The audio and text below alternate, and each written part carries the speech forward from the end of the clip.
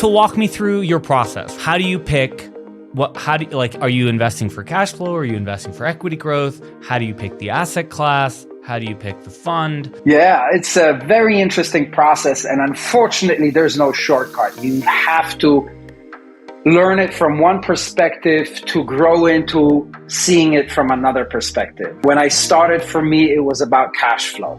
My most important metric that I gauged, the first metric that I gauged every deal it was the operator, the experience, the track record, what deals they have done, what's the reputation.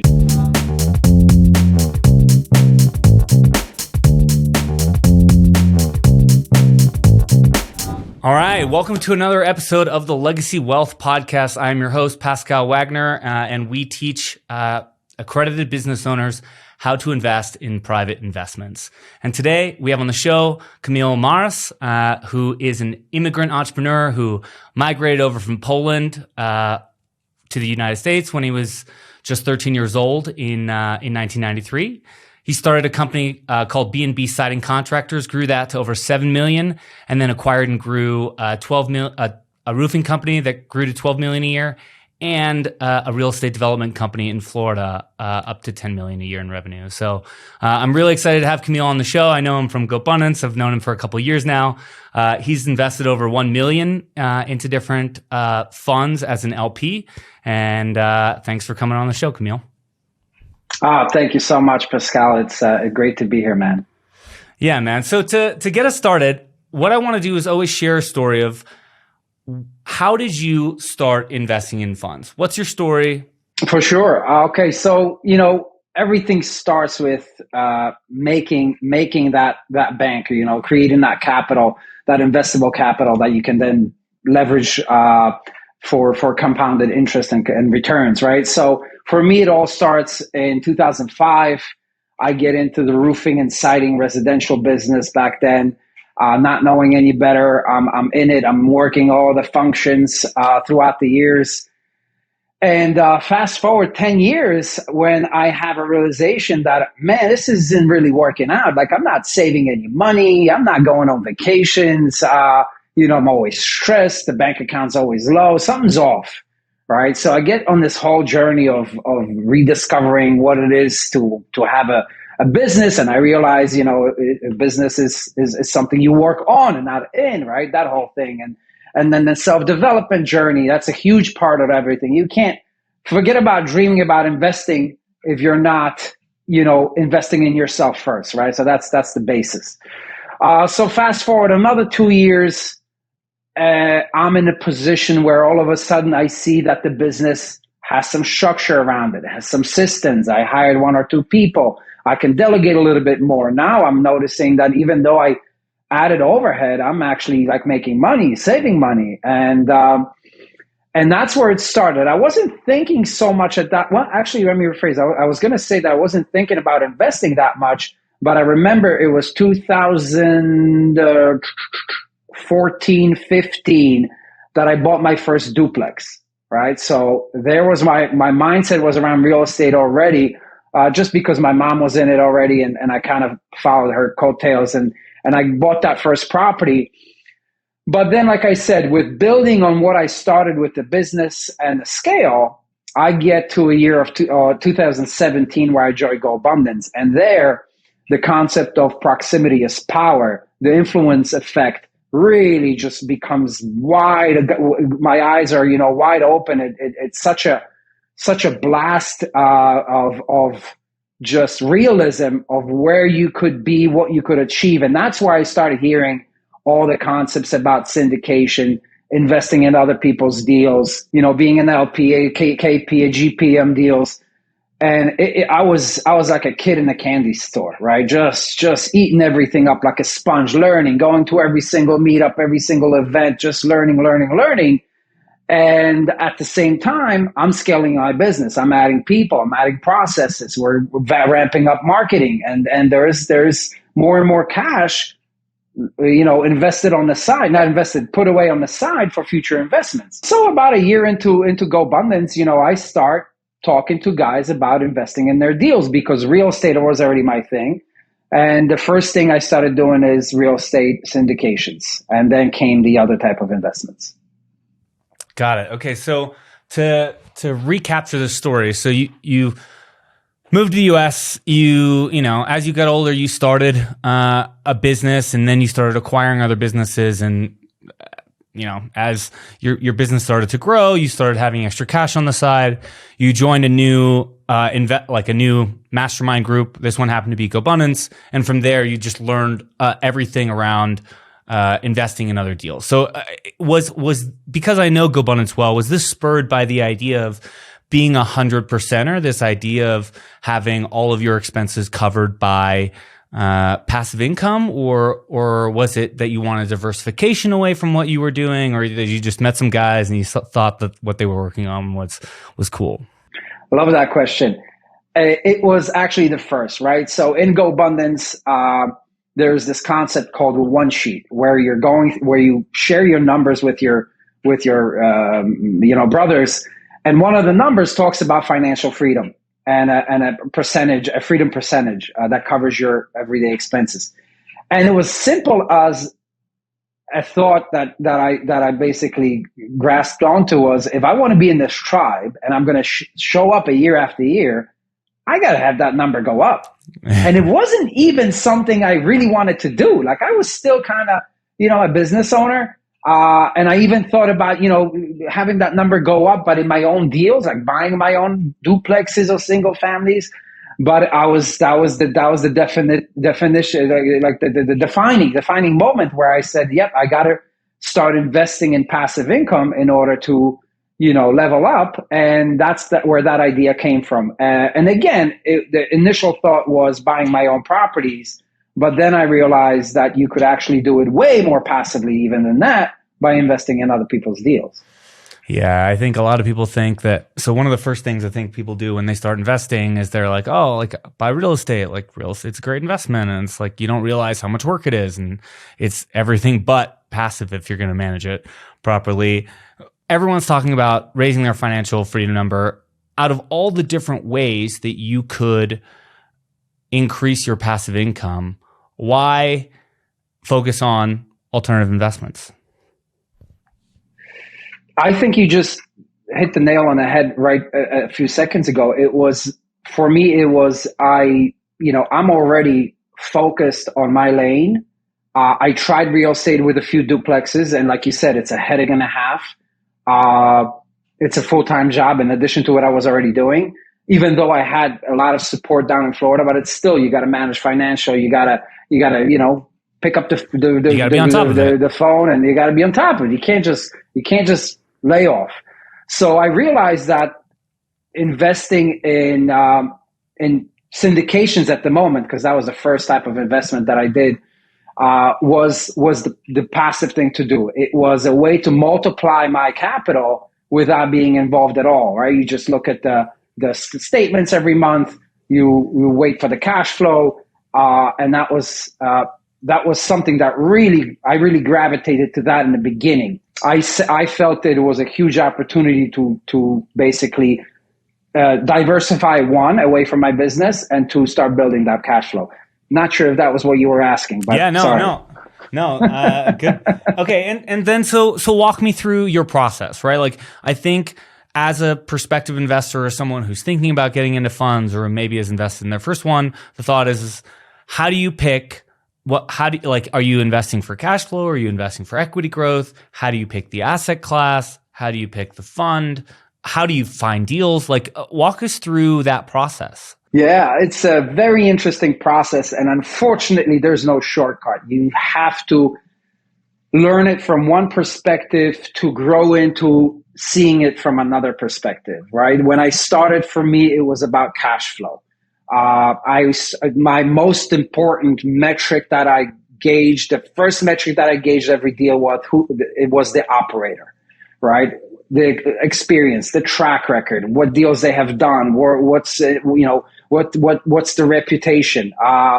Can I verify these things with other members, with people who've done business with that person? That was the first, right? Then you look at the deal, obviously, and the projection, and you measure that up to against your criteria at the time. And where I'm going with this is when I was at that time in my life, it was all about cash flow. And that's how I looked at deals. That's how I qualified them. And there were my metrics. My cap rate needed to be 8.5. My debt ratio needed to be 1.6 and above. My cash on cash 12% and above. Those were my criteria back then, right?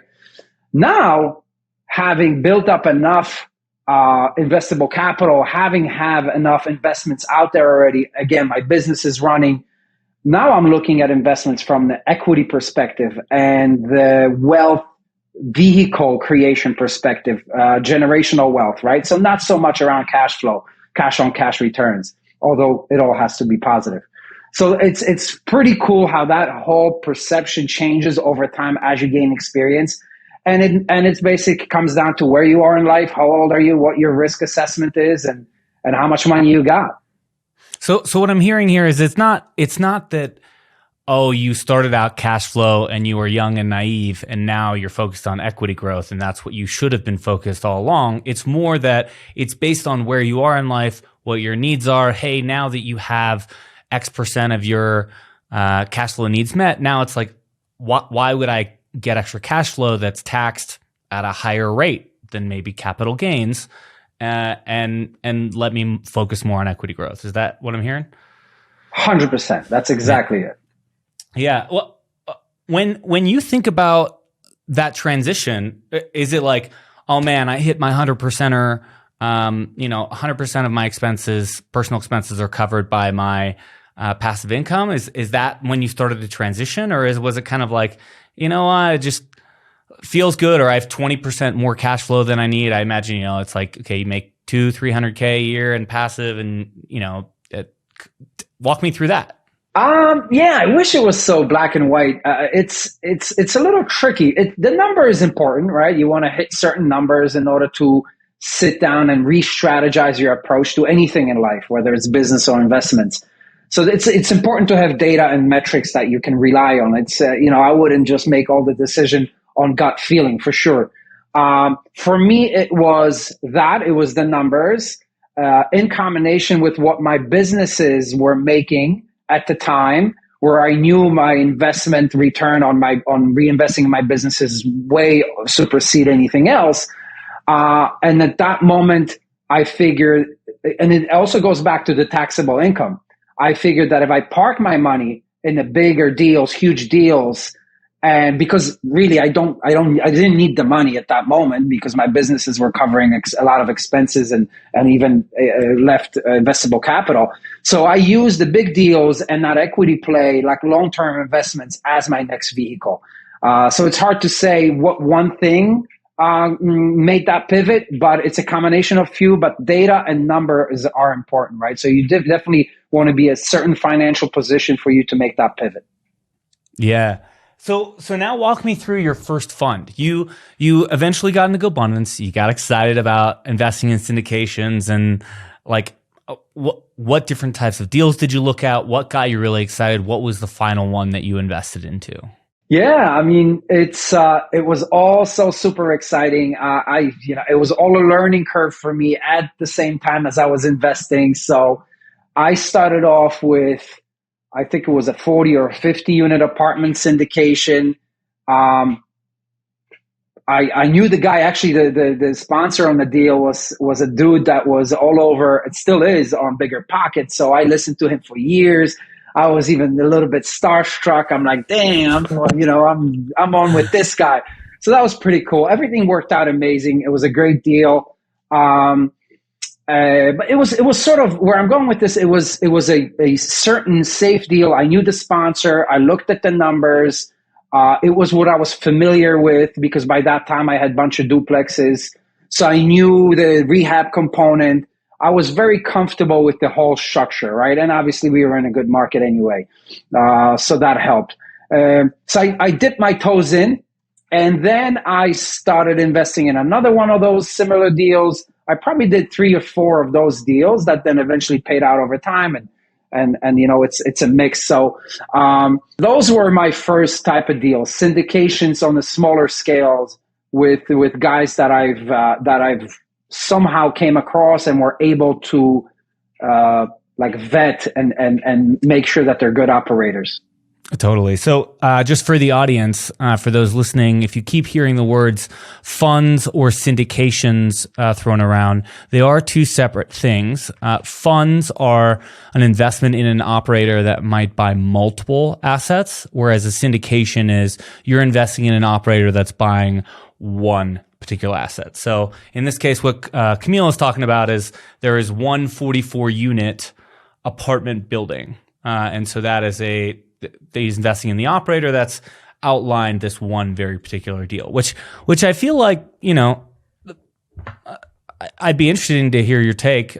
I don't know how much it matters, but, I think about funds for diversification in an asset class, whereas I think about syndications are if you want to really understand one deal really well, that you can look at all the numbers and really, go deep and figure out, does everything make sense here to me? How do you think about funds versus syndications? So yes, I appreciate you said that because I forgot to clarify. I did not invest in funds till way down the road. For me, it was syndications in the beginning because I was very much focused on making sure the deal is tied to the operator and I'm investing in a particular deal because of my lack of experience. I wanted to learn from the deal, from vetting that deal. It's only till later that I started investing in funds, and that whole concept is strictly tied into the operator and the guy that owns the fund, that leads the fund, right? Because he's investing in deals that you don't even know what he's investing in, right? So that gets developed over time. I mean, you have to either a solid recommendation or a relationship that you develop. From my perspective, right? I mean, everybody's got their own risk assessment. Yeah. So are you saying that you felt maybe funds were a little bit more risky, and so that's why you started with syndications? Looking back at it, yes, I would consider them more risky. But the truth is, I didn't even know you could have done that early on. I didn't even the fund concept wasn't as prevalent in GoBundance then. Like I think the only guy that had a fund was the elder, David Osborne was probably one of the only guys who really had a fund in the tribe. And it just wasn't a concept that I had enough courage to talk about or dive into without knowing the syndication level stuff and just be more elaborate around investing as a whole before I got into funds. Why do you think funds are riskier? That's an interesting take. Again, it's so varies on the risk assessment of each person and their journey, right? For me, it was just because it was unknown and it wasn't my world. I knew nothing about it. Knowing what funds are now, it's way more of a comfortable conversation. It's way more of a comfortable investment for me. I mean, I'm investing in funds that don't even know the operators, right? They're VC fund, venture capital funds. So, you know the company, right? But you don't know who the guy is, behind the shield there, 2 levels down, that's actually operating the fund. So you're investing in thesis on the fund in a lot of instances. So why was I think? I just lack of knowledge. I think that's really all it was, right? Okay. So before the show, we talked about all of the different types of funds that you've invested into, or syndications in general. And you said you've invested in a venture capital fund. As the first one, let's dive into that one. Like, what interested you about this venture capital fund? What's its thesis? How'd you get introduced to it? Yeah, so there's a few, probably about 3 or 4. Usually they all come about by somebody else recommending it to you, right? You're not out there. I'm not an active investor anymore. So I only invest in deals that somebody shares with me that's a trusted source. So there's the whole conversation around how you probably vet and source deals and stuff like that. But for me, it's right. It comes from the right source. That was big. And I looked at the thesis and I wanted to recognize if it's something that I could get excited about. I know a lot of investors talk about, I'm only investing in things I can explain, I know, or I would use or stuff like that. I get it. And I would love to do so as well. But I also have this little side of me even though I'm not a gambler. I hate going to the casino, but I have this side of me where I want to invest in something that's really going to get me excited. And I might not know everything about what the intricacies of the the company's undertaking is. Like, there's some fine details I don't know, but the overall concept is exciting to me, right? So I have money in a technology play where this fund buys up small SaaS companies and they roll them up together and they service bigger, huge technology companies with their services, and they take companies public. So I'm excited about, having one of my investments ring the bell on the stock exchange. That's fun stuff. But I only, allocate up to 5% max of those type of deals in terms of my whole portfolio value. So there's that component of it all.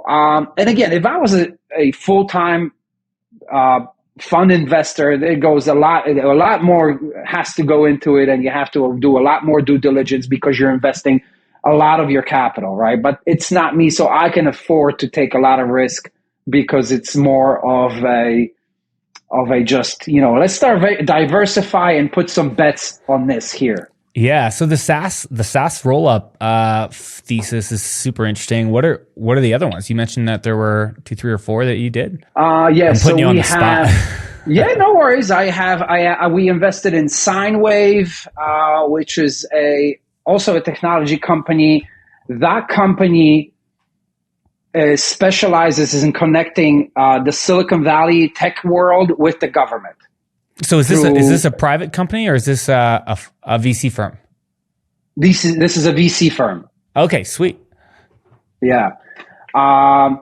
So they have multiple companies rolled up, and they only specialize in that area of call it business, right? So that was interesting to me. I thought to myself, government's got all the money in the world. Technologies is where it's at right now. If you married the two, that's probably a pretty good bet. Yeah, totally. What else do we have? We invested in a company that, this is a little bit more in my wheelhouse, that buys up small service companies and creates a huge back office component for them, and then basically just scale that out of this world. So that was pretty cool. And they do it all over the world, so it's not just one market. So I was excited about the diversification idea of them having companies in all different countries, right? So that sounded to me like a pretty cool and an interesting concept. Yeah. Yeah. So you basically had these companies kind of introduced to you through trusted people, and that's how it wasn't like you looked at the top 100 VC firms and then went through and said, "Oh, I want to pick that one." No, not at all. Yeah. Okay. No, it's interesting to hear just the different way everyone gets deals.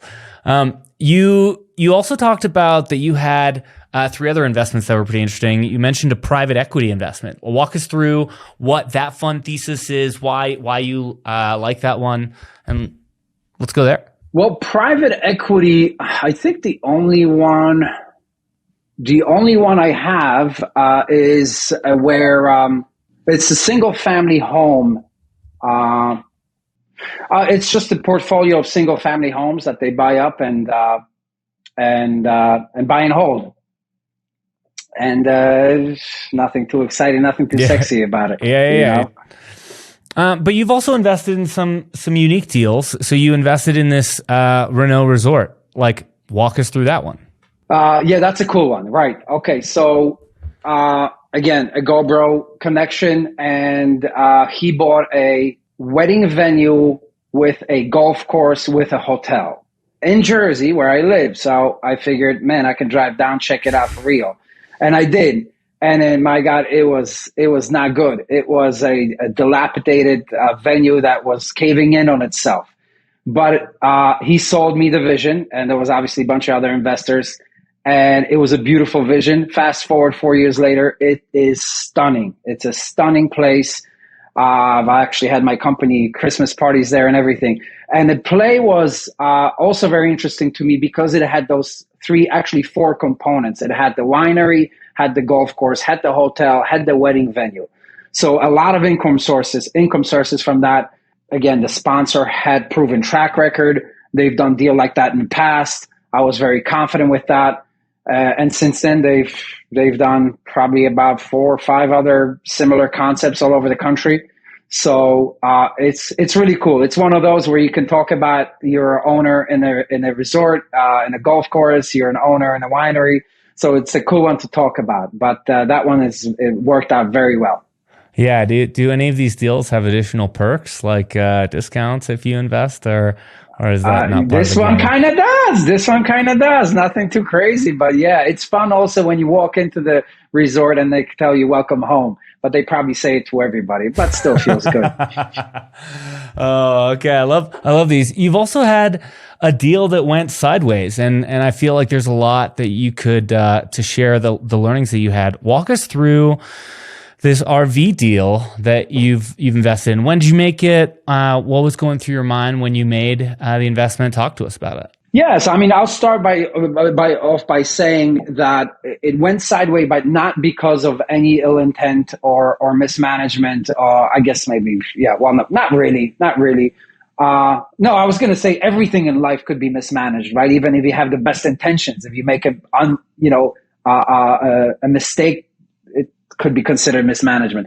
But anyway, so it was a very exciting deal because it was a exclusive RV, and I'm not actually really, well, I know what it is. I just don't know the terminology for it in that industry, but it's basically high-end, call it small homes with a little lot, little parking lot where you have people, they could rent them out, they could buy them and hold them and use them as vacation spots.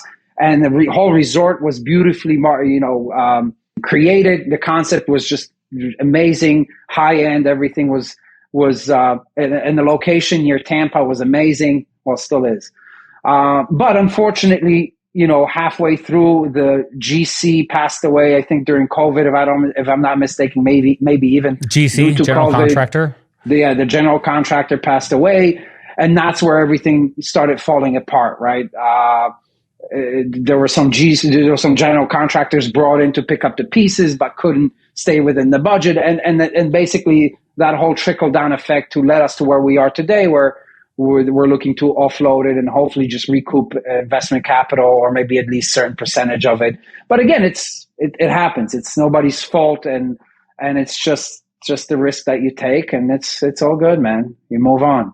Yeah, this is one of the first deals that I've heard go sideways that wasn't like real mismanagement. Like that's pretty uncommon, but also why there's key man insurance in place, and to make sure that, I mean, I don't know if they had any of that with your deal, but good point. I don't know. Yeah. Yeah. Kamil, this was awesome. I loved having you on the show. Great to share your experience and expertise, and just how all the different types of things you're investing in is pretty interesting. So thank you for coming on and sharing your story, man. No worries. I appreciate the time. Thank you so much. Hell yeah. Thanks, man.